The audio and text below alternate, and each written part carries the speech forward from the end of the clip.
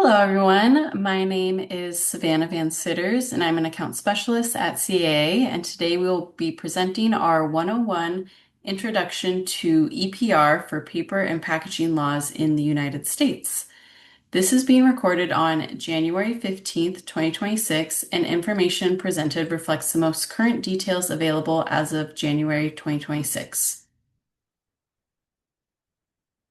Starting off with our legal disclaimer, this is a reminder that Circular Action Alliance is not an attorney nor a law firm and does not provide legal advice or recommendations. Please do not take our advice as such. Information in this presentation is not substitute for the advice of an attorney. Please seek the advice of legal counsel as necessary. And our antitrust reminder. As with the nature of EPR, there are many competitors on this call, so please do not discuss any of the topics on the right.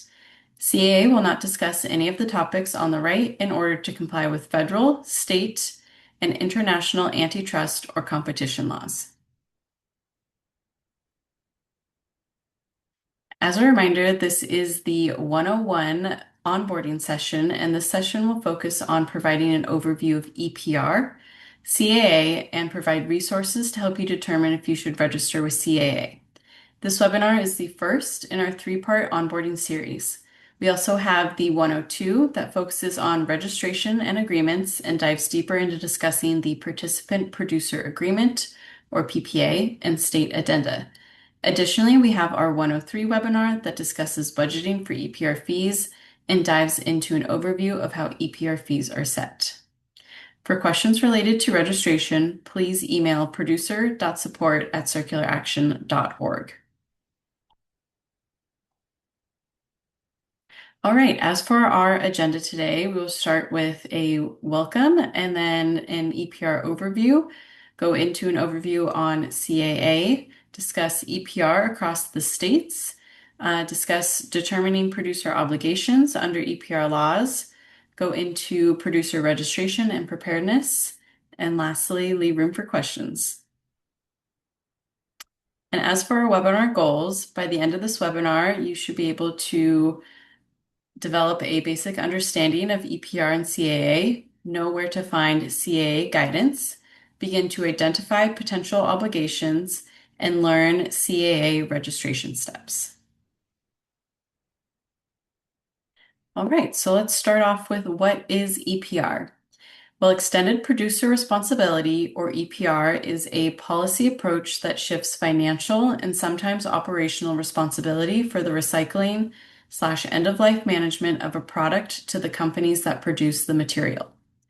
EPR laws for paper and packaging require producers to either partially or fully fund the collection, sorting, and processing of the paper, packaging, and packaging-like items that they supply into these states. Since producers are made responsible for the cost to manage their products and packaging at the end of life, EPR fees typically incentivize design choices that improve recyclability, minimize waste, and improve environmental outcomes. They do this through what's called eco-modulation. Producer fees will be impacted by eco-modulation factors, such as incentivizing increased use of recycled content or switching to reusable packaging through lowered fees. All right, what is a PRO? So a producer responsibility organization, or PRO, is a producer-led nonprofit organization that provides producers with compliance services to help them meet their obligations under EPR laws. Generally, a PRO is responsible for developing a program plan for managing covered products. That plan is reviewed by a state-appointed advisory board and approved by the state regulatory agency. The program plan outlines program operation and the collection and management of producer fees. Currently, CAA has published program plans for both Oregon and Colorado. Some states, like Maine, refer to PROs as stewardship organizations, or SOs. And for the context of U.S. laws, SOs and PROs are the same thing, just with a different name. All right, what is the state regulator's role? State regulators appoint a producer responsibility organization, or PRO, to develop a program plan for managing covered products. State regulators have the authority, as detailed in state EPR laws, to provide feedback on and improve the PRO's program plan, oversee the execution of the plan, and enforce penalties for noncompliance. To comply with producer registration requirements under EPR laws for paper and packaging products, covered producers must register with the PRO unless the producer qualifies for an exemption or the producer intends to submit an individual compliance plan to the regulator under applicable law. All right, let's look at some packaging EPR in the US. So currently there are multiple states that have passed EPR laws in the United States. Of those states, CAA has been selected as the pro in Oregon, California, Colorado, and Minnesota, and CAA has been selected as the pro on the Advisory Council in Maryland. Maine and Washington have enacted their EPR laws, and Illinois, Hawaii, and Rhode Island are all in the early stages of doing a needs assessment. Additionally, Maryland has officially signed and passed their law, EPR Law SB 901, in May 2025, and Washington State passed their EPR Law SB 5284 also in May of 2025.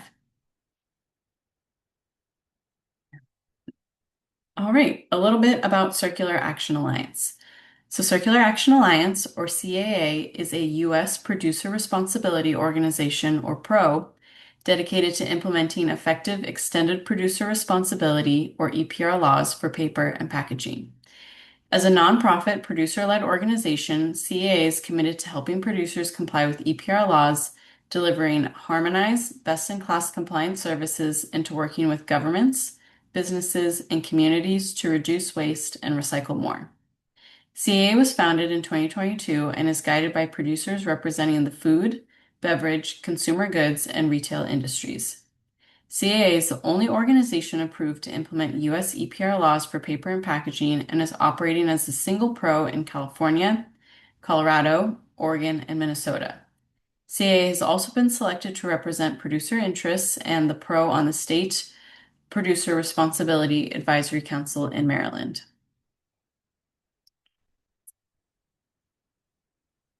CAA's mission is to help producers comply with EPR laws, deliver harmonized, best-in-class services, and to work with governments, businesses, and communities to reduce waste and recycle more. In order to meet our mission, CAA will meet state-specific regulatory requirements, leverage existing recycling systems and infrastructure, and advance the circularity of covered materials through collaboration with local governments, service providers, and recycling system stakeholders. All right, now we will talk about what EPR looks like across the US states. Okay, so as you can see here on the slide, each state program varies slightly in scope. So starting with the left, under the covered materials column, you will notice that all states include product packaging in the scope of their program, but the definition of packaging does, however, vary slightly from state to state. So it is important to refer to each state's definition so you can be clear as to whether your materials are covered. Additionally, you'll notice that all 7 states also include food service ware in their covered materials. Oregon, Colorado, Minnesota, and Washington also all include printing or paper products.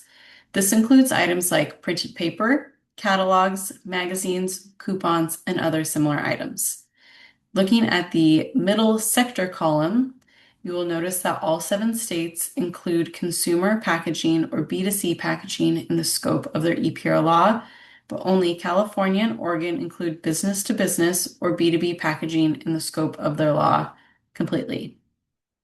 Then lastly, in the third column on the right, you will see whether the EPR law in each state requires that the recycling system is either partially or fully funded by the EPR program.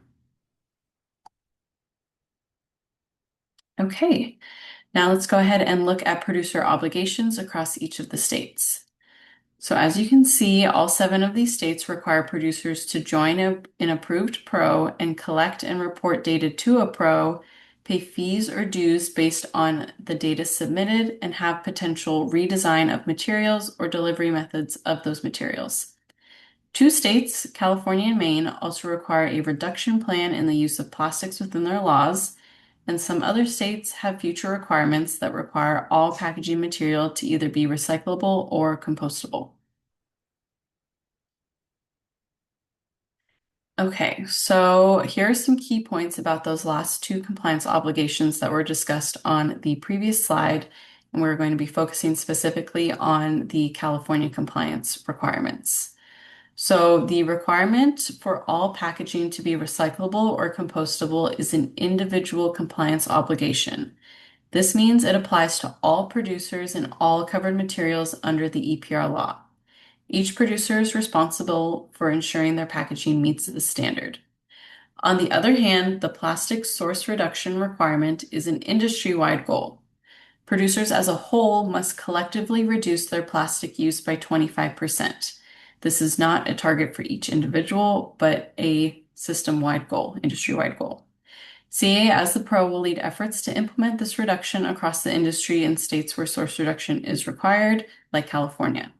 Each producer will need to develop a source reduction plan, but they aren't required to meet the full 25% reduction on their own. CA will coordinate across all producers to help the entire industry reach that 25% plastic reduction target by the set date, which in California is set by 2032.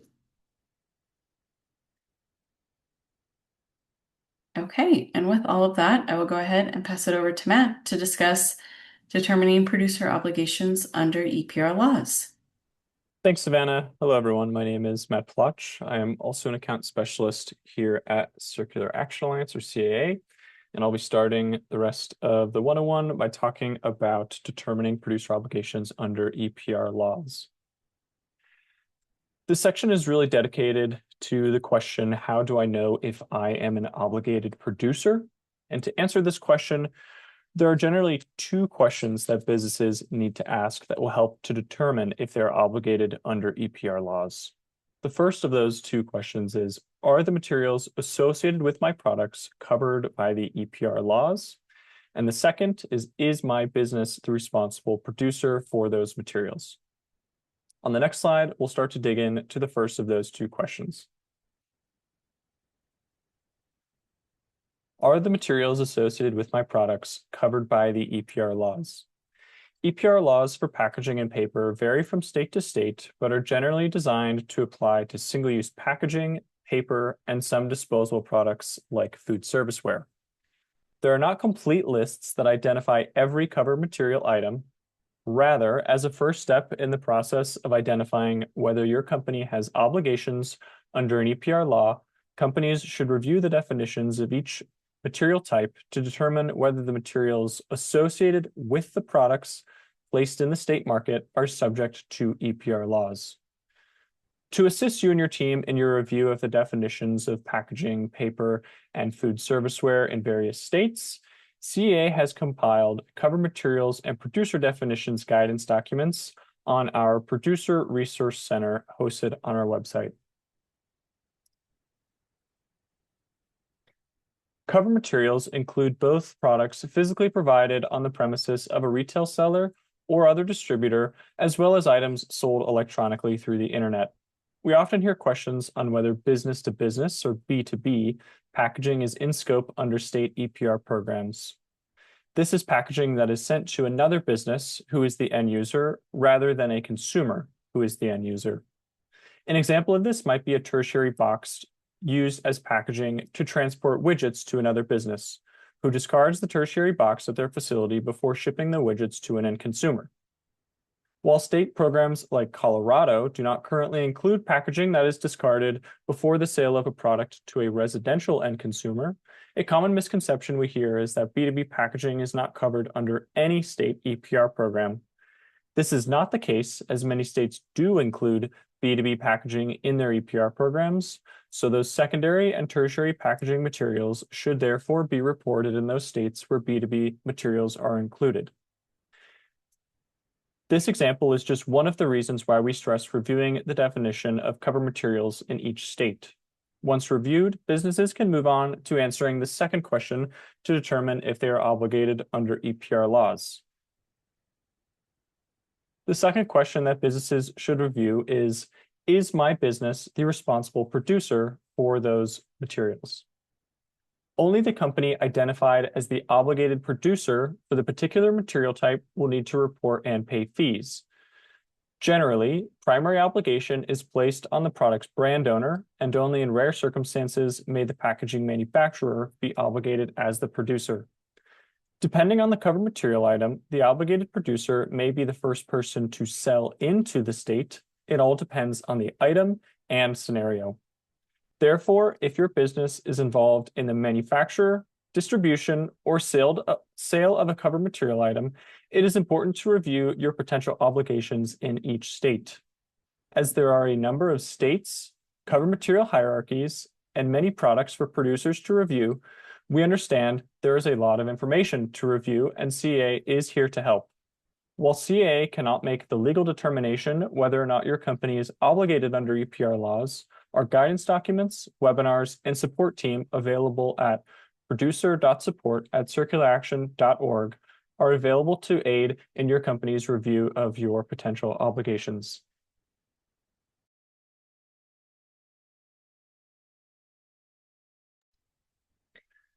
As mentioned in the previous slide, only the company identified as the obligated producer for the particular material type will need to report and pay fees.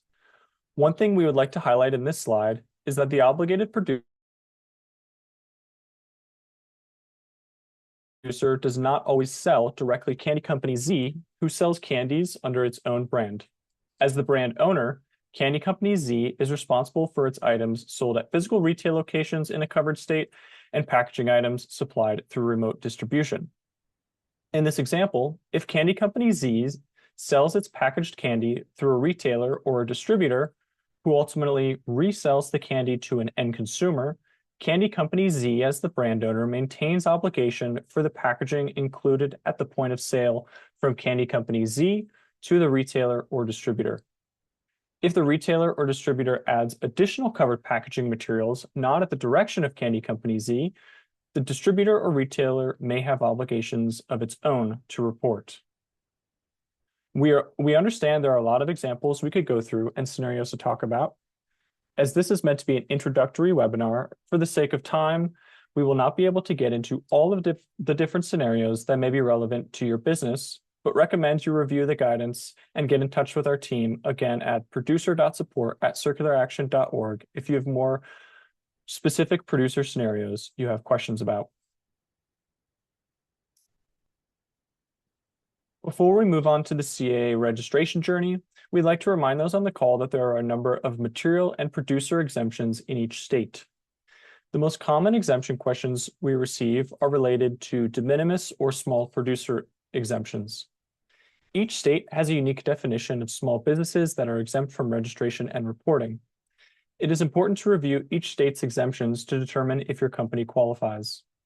This table provides an overview of the exemptions based on the weight of covered materials that a producer qualifies under to be exempt and the revenue or sales thresholds under which companies are exempt. Most states exempt producers who sell, distribute, or offer for sale less than 1 ton of covered. California, which does not identify a minimum weight, and Oregon, which identifies 1 metric ton. Revenue threshold exemptions also vary by state. California has less than 1 million gross sales in the state, and other states range from 2 million gross total revenue to Colorado that has the highest of just over 5.6 million in gross total revenue. Importantly, each company's sales and covered material volume is considered in aggregate with parent and subsidiaries and other associated producers.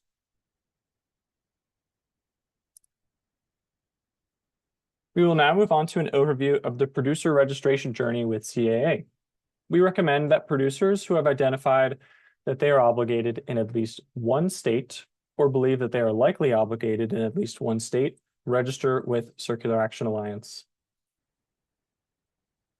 Here's a high-level look at the producer journey. Starts with register, then producers move on to report, and lastly, finish with payment.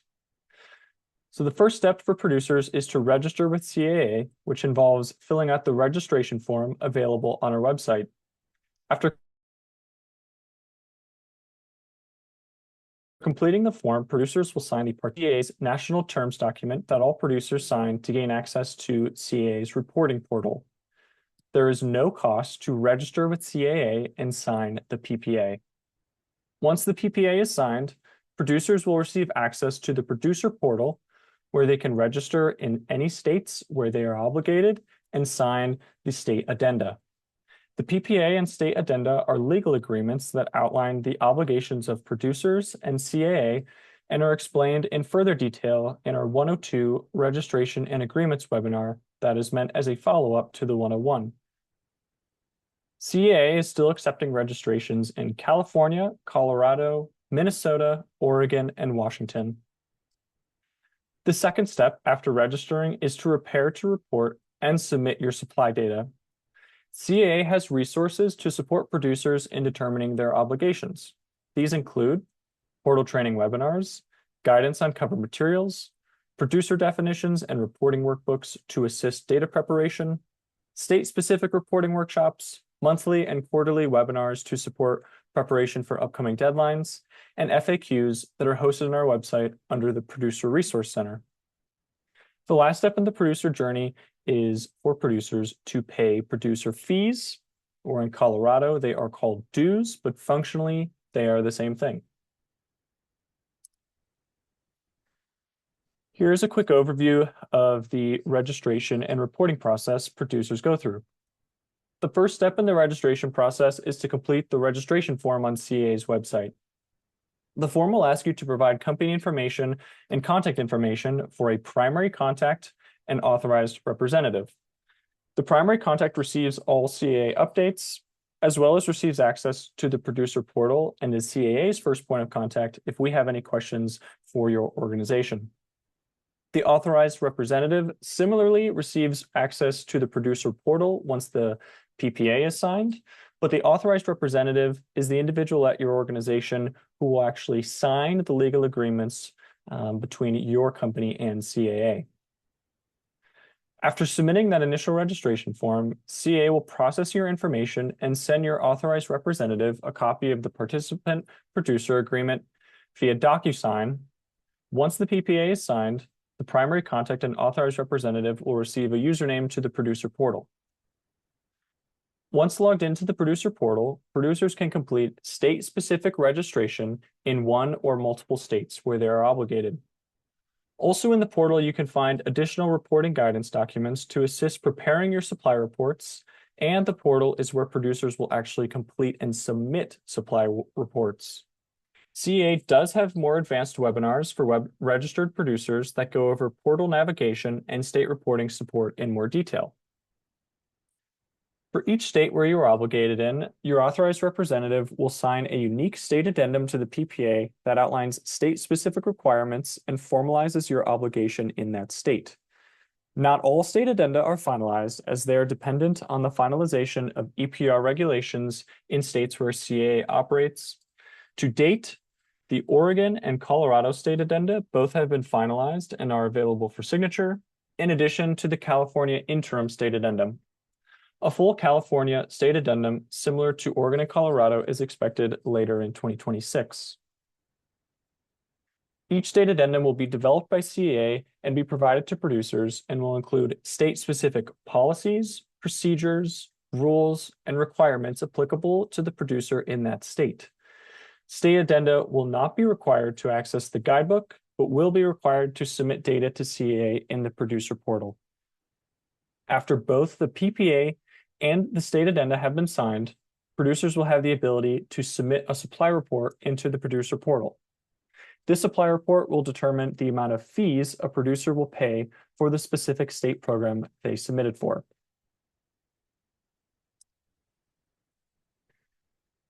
Now we'll look back on the deadlines by state for 2025. I'll start with Oregon at the top. So Oregon was the very first state to have a supply report due in the producer portal. This was due March 31st, 2025, and producers were to submit their 2024 calendar year data. This report was submitted ahead of the July 1st program launch, which began the 2025 program year for Oregon, the first launch in the US. Prior to that program launch, the fee schedule for the 2025 program year was published in May, and producers began to be invoiced for the 2025 program year in June. Moving on to the August 15th deadline, that was for the bonus A LCA reports. And in late October, the 2026 program year EPR fee schedule was posted in the producer portal ahead of late January invoicing for the 2026 program year for Oregon. Moving on to Colorado. Colorado was the second state to have a reporting deadline. That occurred on July 31st. Producers similarly reported 2024 data year data, and that was ahead of the due schedule that was published in October, ahead of January 2026 invoicing for the 2026 Colorado program year. California had a registration requirement. That deadline was September 5th for CAA, and producers were able to submit their baseline 2023 data in the producer portal. That CAA deadline was November 15th. The last two states, Minnesota and Washington, both had registration open up. Minnesota did have a registration deadline of July 1st. For any state on this slide, if you may have missed these deadlines, whether that be registration, reporting, or payment, you are still able to catch up and register, report, and pay in those states. So this relates it back to the producer journey. This just gives an overview of where the producer journey is for each one of these states. So for Oregon, producers registered, reported, and paid for the 2025 program year and are gearing up to pay for the 2026 program year here in Q1 of 2026. In Colorado, producers registered, reported their 2024 data over the summer, and are submitting payments starting in January 2026 for the 2026 program year. In California, producers could register and submit their baseline reports. That's again 2023 calendar year data. And the first leg of the producer journey occurred for both Minnesota and Washington, where producers could register with CAA in both of those states. While there were a number of producer deadlines in 2025, there was only one payment due. Oregon's program started on July 1st, 2025. Producers who have submitted Oregon reports containing 2024 data have been invoiced for Oregon's 2025 program year. If you have not yet reported your 2024 Oregon data and are required to do so, you will be invoiced for Oregon's 2025 program year within a few weeks of submitting your late report. If you are wanting to learn more about fees, fee setting, and EPR budgeting, please sign up for an upcoming 103 webinar where we dive deeper into national and state-specific fee setting methodologies and help producers plan for upcoming EPR fees. Moving on to 2026. While 2025 had different reporting deadlines throughout the year, starting in 2026, in line with CAA's mission to standardize services, state reporting deadlines will be harmonized to May 31st, 2026. 3 states will have full material supply reports due on this day, May 31st, 2026. That would be Oregon, Colorado, and California, where producers will submit material category level weights. These reports will be used to set fees for 2027. Generally, the data year and the payment year run on a 2-year lag. Let's take Colorado as an example. Producers will submit 2025 data to CAA by May 31st, 2026. In Colorado, there are more than 60 cover material categories that producers can report in. The combined data for all producers will be used to set the fee rates per pound of each cover material category. Producers will then be invoiced starting in January 2027, the fee rate for each cover material category they reported in. If I lost you there a bit, that is okay. For a deeper dive on EPR fees, we recommend attending the 103 webinar all about EPR's fees and budgeting. We also have a previously recorded 103 session available on our Producer Resource Center. To round out this slide, 3 other states will have simplified supply reports due on May 31st. That is Minnesota, Maryland, and Washington, where producers will submit more general data to inform pre-program information. CEA will release more information and host a number of more advanced webinars to our producer community on the details needed to submit these simplified supply reports over the coming months prior to May 31st, 2026. Our last slide before we wrap up today shows what payments will be due in 2026. Producers in Oregon and Colorado will pay material category fees for the 2026 program year in both states. California's EPR law states that early fees be collected by the PRO to fund pre-program costs, a unique feature of the law that differs from Oregon and Colorado that did not have pre-program costs invoiced separately. These will be invoiced in August 2026 based on the data submitted to CAA by May 31st, 2026. Lastly, there is still some information pending in Maine, but we wanted to highlight that producers should expect startup fees in Q4 after submitting a Q3 simplified supply report.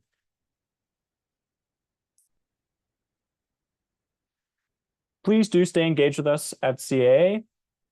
This rounds out the information section of this 101 webinar. So if you believe you're an obligated producer and have not done so already, we highly encourage you to register with CAA. Again, you can find that registration form on our website.